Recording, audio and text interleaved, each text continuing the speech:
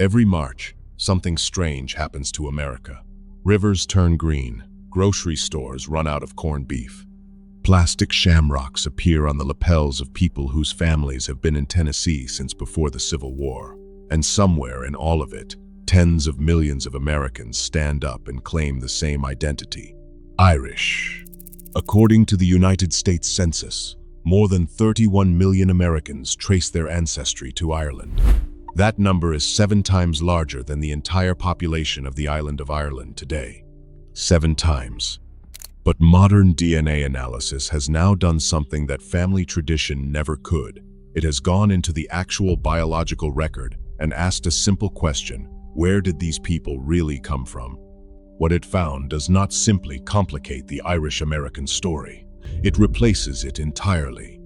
Because buried inside those 31 million claims are 2 completely different peoples who arrived at completely different times for completely different reasons. One group built the cities, the other built the country. One group defined what Irish meant in the American imagination. The other was slowly erased from it. This is the story of the group that got forgotten. And it turns out their origins go back much further and run much deeper than anyone at the parade ever told you. To understand what DNA is actually revealing about Irish-American ancestry, you first have to understand that there was never one Irish migration to America.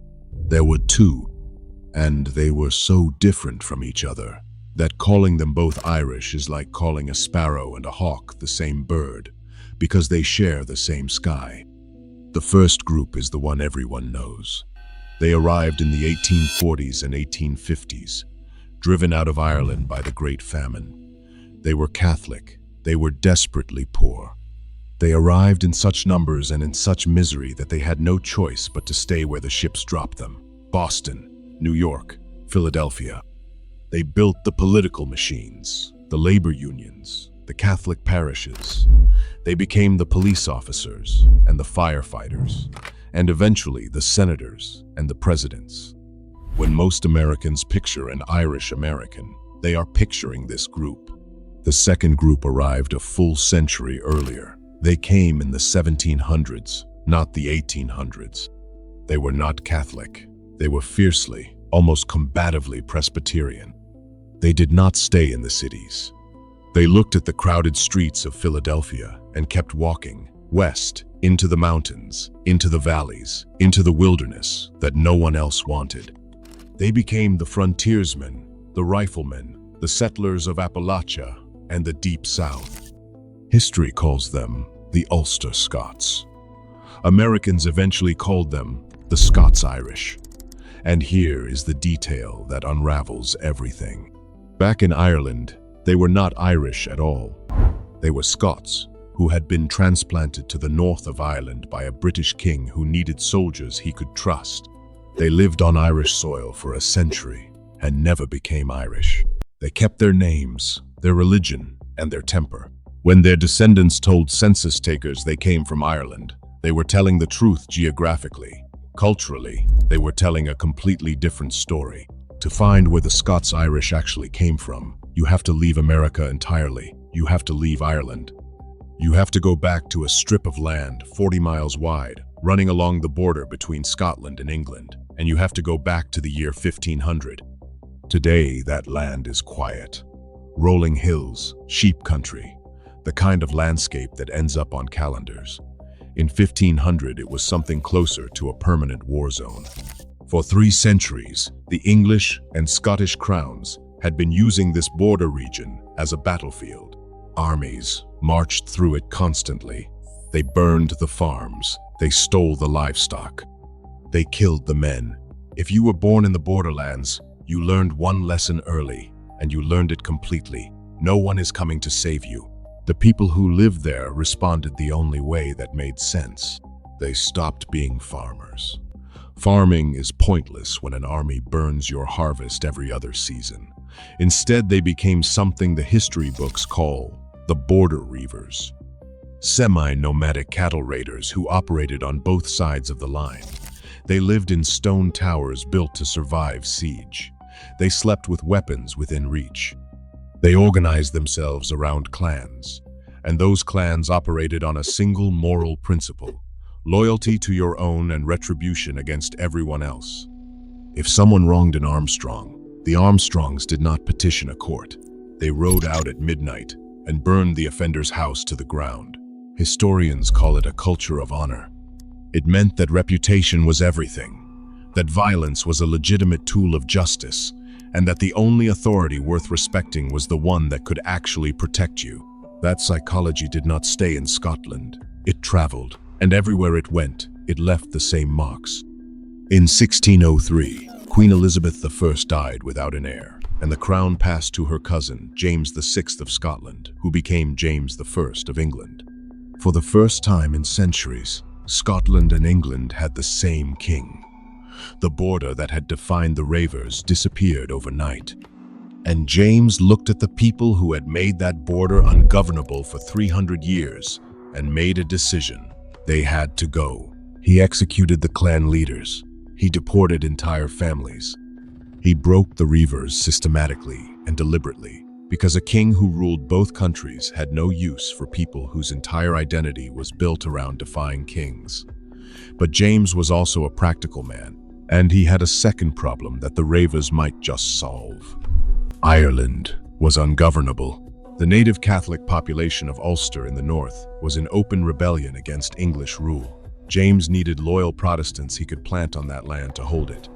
He needed people tough enough to survive in a hostile country, surrounded by people who wanted them dead. He looked at the displaced reavers and saw exactly what he needed. The offer was straightforward. Cross the Irish Sea, take the land, keep your religion, hold the ground. Tens of thousands accepted. They packed what remained of their lives and moved to Ulster, believing they were being given a new beginning. What they were actually being given was a different version of the same trap. The native Irish viewed them as invaders because they were. They could not move freely. They could not lower their guard. They built fortified farms and kept their weapons loaded, and discovered within a generation that the British government that had sent them there cared nothing about their survival. They had been used as a human shield before. They would recognize the feeling again. They stayed in Ulster for roughly a century, long enough to harden further, long enough to develop what historians call a siege mentality so deeply embedded it became cultural inheritance. They were a Protestant minority surrounded by a Catholic majority that despised them, governed by a British establishment that exploited them, and taxed by landlords who raised rents the moment the land became productive. Every institution that was supposed to protect them had failed them at least once. Most had failed them repeatedly. By 1717, the situation had become intolerable. A series of droughts destroyed the harvests. Rents skyrocketed anyway. The British Parliament passed laws barring Presbyterians from holding public office unless they converted to the Church of England, and then a whisper started moving through the Presbyterian congregations of Ulster. A whisper about a place where none of this applied, a place with no landlords extracting rent from land you had cleared with your own hands, a place with no established church telling you how to pray, a place that was dangerous and wild and, most importantly, free. They called it Pennsylvania, and the ships began to fill. Between 1717 and 1775, roughly 250,000 people left Ulster for America. It was not a trickle, it was an exodus. An entire culture uprooting itself and crossing an ocean for the third time in living memory. They landed in Philadelphia, but Philadelphia did not want them. The Quakers who ran the city were pacifists who found these loud, armed, whiskey-drinking Presbyterians genuinely alarming. So they did what the British king had done a century earlier. They offered them land on the frontier and pointed them west. The Scots-Irish looked at the mountains on the horizon and saw something nobody else did. They saw home. The mountains did something to them that no city ever could have. They confirmed everything the Scots-Irish already believed about the world. That safety comes from self-reliance. That land is worth more than money. That the government at the far end of a long road is not your friend, and probably never will be. The Appalachian highlands looked like the Scottish borders. They felt like the Scottish borders, and the people who settled them brought the Scottish border world with them and rebuilt it board by board in the American wilderness. They built log cabins, a construction method they adapted from Swedish and German settlers, but refined into something perfectly suited to the mountains. They distilled whiskey from grain because whiskey could cross a mountain pass where a cartload of corn could not. They kept rifles because rifles kept them alive, and they became proficient with them in a way that unsettled the more settled colonists on the coast. They did not fight like European soldiers. They learned to fight like the people already living in those mountains. They learned patience in ambush and the particular brutality of a war fought without formal lines or rules. The tribes they encountered were formidable. The Shawnee and the Cherokee were not enemies to be underestimated. The Scots-Irish did not underestimate them. They studied them, they absorbed their tactics, and they pushed west with a relentlessness that was less about conquest and more about the deeply ingrained conviction that no piece of land was ever truly secure until you had bled for it personally. The culture that emerged from those hollows and valleys was not European. It was not Native American. It was something entirely new. Clannish, proud, suspicious of authority, ferociously loyal to family, and absolutely certain that freedom was something you defended with your hands or you lost it. When the American Revolution began in 1776, the debate along the eastern seaboard was largely about taxation, about trade restrictions, about the procedural indignities of colonial governance. Educated men in Philadelphia and Boston argued about representation and constitutional principle. It was an intellectual dispute dressed up as a war. In the mountains, it was something else entirely. For the Scots-Irish, the revolution was not a political argument. It was the culmination of a grudge that had been building for 150 years. The British Crown had evicted their ancestors from Scotland. It had used them as cannon fodder in Ulster. It had taxed them into poverty and barred them from political life, and then pointed them at a wilderness and told them to be grateful. When the call came to fight, they did not debate it. They reached for rifles they already knew how to use and came down out of the mountains with the accumulated fury of generations. A British commander described them as the most dangerous enemy in America. He was not being rhetorical. He meant it as a tactical assessment. At the Battle of King's Mountain in October 1780, a militia of Scots-Irish frontiersmen called the Overmountain Men destroyed a British loyalist force in a single afternoon. Thomas Jefferson called it the turn of the tide of success. It was not fought by professional soldiers. It was fought by men who had spent their entire lives preparing without knowing it for exactly this kind of fight. Before I show you what happened next, if you want to trace where the Scots-Irish bloodline shows up in your own DNA results, I built a 3-volume PDF guide bundle over at the OriginDNA website. It shows you how to read your raw data and find the deeper ancestry stories that Ancestry and 23andMe don't surface on their own. Link is in the description, but stay right here, because what comes next is the part most people completely miss. A people who had fought that hard for their identity should have been impossible to forget. And yet within 3 generations, most of their descendants had no idea who they actually were. The Scots-Irish did not disappear, their story did. And it disappeared through a process so gradual and so logical that nobody noticed it happening until it was already complete. The first force was the revolution itself. After fighting the British Empire with everything they had, anything that sounded British became a liability. Scotland was British. The Scots prefix carried the wrong associations in a country that had just spent 8 years bleeding to escape the crown. They wanted to be Americans. Simple, uncomplicated, unhyphenated Americans. The Scottish half of their identity was quietly set aside. The second force was simpler still. When a census taker rode out to a log cabin in Tennessee in 1840 and asked where the family came from, the answer was Ireland, because that was where the ship had sailed from. Nobody delivered a lecture about the plantation of Ulster or the distinction between Presbyterian Scots and Catholic Irish. They said Ireland, and the census taker wrote it down and moved on. Over generations, that shorthand became the only version of the story anyone remembered. The third force was the most powerful. When the famine Irish arrived in the 1840s, they arrived in overwhelming numbers and with an overwhelming identity. Catholic, urban, organized, politically formidable.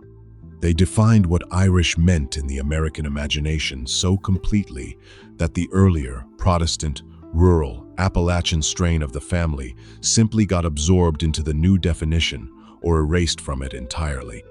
The Scots-Irish had always distrusted institutions. They never built the ethnic clubs or held the parades. They just wanted to be left alone. And so the story of who they were was told by everyone except them. For most of American history, the only way to trace this ancestry was through surnames and family stories, and both had been corrupted by 2 centuries of simplification and forgetting. Then modern genomics arrived, and it did something family tradition never could. It went into the biological record itself and asked the question without sentiment or nostalgia: where did these people actually come from? The answer came back in the form of autosomal DNA analysis. The mixed genetic material inherited from both parents, measured against the broader European record. And what it showed dismantled the Irish-American story at its foundation. Millions of Americans who identify as Irish, whose families have been in the South and Appalachia since the 1700s, whose grandparents swore the family came from Ireland, carry a genetic signature that traces overwhelmingly to the British Isles, specifically to the Scottish lowlands and the northern counties of England, the same geography where the Border Reivers built their stone towers and sharpened their swords 600 years ago. The Catholic Irish signal, the genetic ancestry associated with the Gaelic west of Ireland and the famine migration, is largely absent in these families. What appears instead is a tightly clustered British Isles profile, concentrated in exactly the regions of Scotland and northern England that produced the original Reiver clans. The DNA is not lying. It has no reason to. It simply reflects what actually happened. A Scottish population moved to Ulster, stayed for a century without meaningfully mixing with the native Irish population, and then moved again to America carrying the same genetic signature they had always carried. The surname is often the final confirmation. Graham, Armstrong, Nixon, Elliot, Kerr, Maxwell. These are not Irish names, they are border names. They are the names of the clans that the Bishop of Glasgow once tried to excommunicate in a single motion because there were too many of them to curse individually. There is a family legend so common in the American South and Appalachia that genealogists have given it an unofficial name, the Cherokee Princess. It goes like this. Somewhere back in the family tree, 2 or 3 generations before living memory, there was a Native American woman. Beautiful, mysterious, the source of the dark hair and the high cheekbones that show up every few generations in an otherwise pale family. The legend is told with pride. It connects the family to the land in a way that European ancestry cannot quite manage. Modern DNA testing has quietly dismantled this legend for millions of families. They take the test expecting to find Native American ancestry, and the results come back with something unexpected. 100% British Isles. Not a trace of indigenous American DNA anywhere in the profile. What those families are actually looking at is the Scots-Irish pigmentation problem.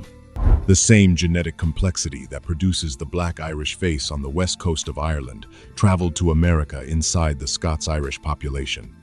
Dark hair, pale skin, features that read as non-European to neighbors accustomed to the lighter complexion common among Anglo settlers. In communities living directly alongside Cherokee and Shawnee territory, the explanation that reached for was the nearest one available. Must be Indian blood. It was almost never Indian blood. It was something much older, the same ancient pigmentation alleles that had survived the Bronze Age transformation of the British Isles, concentrated through centuries of clan intermarriage in the borderlands, and then in Ulster, and then in the isolated hollows of Appalachia. The founder effect doing in Virginia and Kentucky exactly what it had done in Kerry and Cork, rare traits concentrating until they become defining features of entire communities. The Cherokee princess was never Cherokee. She was from Dumfriesshire, and her great-grandmother before her was from somewhere older still. The Scots-Irish did not leave a paper trail the way other ethnic groups did. They did not build ethnic newspapers or neighborhood associations or annual festivals with a specific flag flying out front. What they left was something harder to see and harder to erase. They left a culture so thoroughly embedded in American life that it stopped being recognized as a culture at all. It became the default setting, the background noise of rural America that everyone heard but nobody thought to trace back to its source. Bluegrass music is Scottish and Irish folk music accelerated and transplanted to the mountains of Kentucky. The pentatonic scales, the modal harmonies, the particular melancholy of the fiddle lines, trace directly to the border ballads that Reaver families carried across the Atlantic. The square dance is Scottish country dancing, adapted to log cabin floors. The storytelling tradition, the long memory for grievance, the songs about outlaws and lawmen, and men who died rather than surrender, all of it flows from the same source. The honor culture that defines so much of Southern and Appalachian social life. The acute sensitivity to disrespect, the willingness to escalate conflict rather than absorb an insult, the deep suspicion of centralized authority. These are not American inventions. They are border imports.